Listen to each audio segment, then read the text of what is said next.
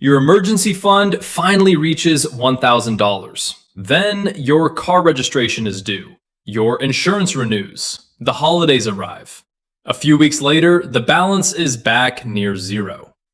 Nothing dramatic happened. There was no emergency room visit, no sudden job loss, no surprise repair. The money disappeared because several bills you already knew about had nowhere else to go.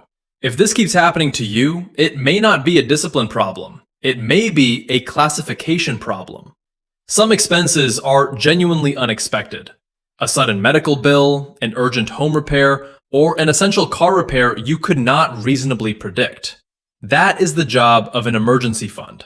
Other expenses are irregular but predictable. They do not arrive every month, so they are easy to leave out of a monthly budget.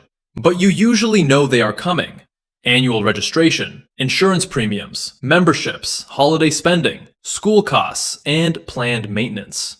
Those bills are not hidden. The problem is that knowing a bill exists is not the same as saving for it each month. When the due date arrives, your emergency fund may be the only pile of money available. The bill is not the real problem. The missing category is. Here is Finn's quick classification test. Ask 3 questions. Was the expense unexpected? Is it urgent? Is it necessary? A sudden essential repair may be unexpected, urgent, and necessary. That fits the job of an emergency fund.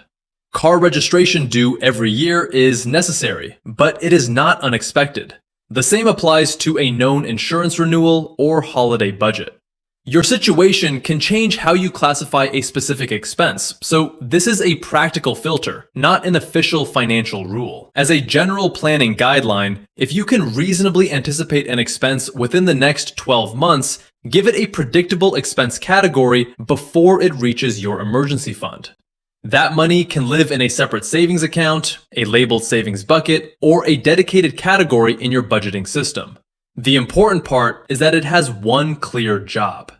This is commonly called a sinking fund. We will call it your predictable fund because it catches expenses that are certain, just not monthly. The steady state math is simple. Suppose car registration costs $180 per year. Insurance costs $600 per year. Holiday spending is $420.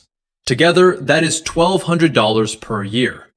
Divide 1,200 by 12, and the long-term transfer is $100 per month. After the fund completes a full cycle, that monthly transfer should refill each category as the bills are paid, without automatically sending you back to your emergency fund.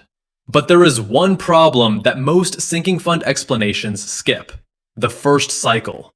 If you start today and a bill is due soon, dividing the annual amount by 12 may not build enough money before the first due date. That is why Finn uses a first cycle calculator. For each predictable expense, enter 4 numbers: the target amount, the amount already saved, the months until the next due date, and the number of months between payments. For the first cycle, subtract what you have already saved from the target amount.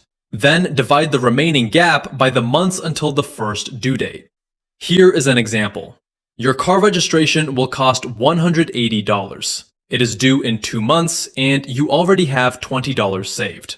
180 minus 20 leaves a $160 gap. Divide that by 2 months. Your temporary first cycle transfer is $80 per month. After you make that first payment, the category moves to its steady state amount. If registration is annual, divide 180 by 12. The ongoing transfer becomes $15 per month.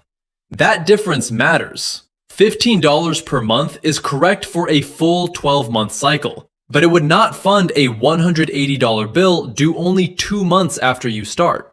Run that calculation separately for every expense.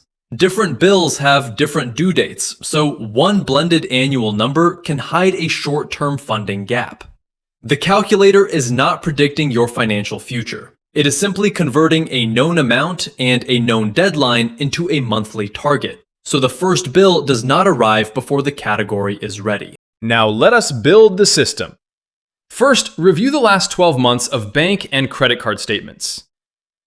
List expenses that were not monthly but were still reasonably predictable.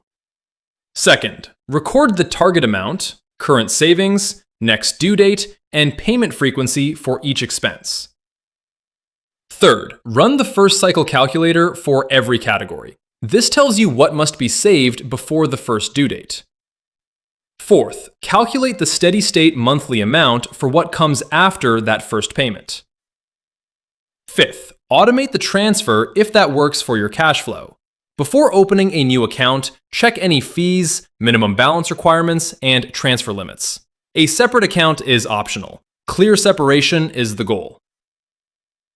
If the combined first cycle amount is too high, do not pretend every category is fully funded. Prioritize the largest, most certain, or nearest essential bill. Reduce optional targets, extend flexible timelines. Then add the remaining categories as your cash flow improves. Do not drain your emergency fund just to make every predictable category look complete. The purpose of this system is to protect your emergency reserve, not move the same shortage to a different label. Here is your move for today. Find 3 expenses that are predictable but do not happen monthly. Enter them into the first cycle calculator. Write down 2 totals: the temporary amount you need during the first cycle and the steady state amount you will need afterward. Then answer this in the comments. What predictable bill has been quietly draining your emergency fund? This framework is for education, not personalized financial advice. Your priorities, account choices, and emergency needs depend on your own situation. Your emergency fund was not failing. It was doing 2 jobs. Give predictable expenses their own system and let your emergency fund return to the job it was built for. Figure it out. Build it up. I'll see you in the next one.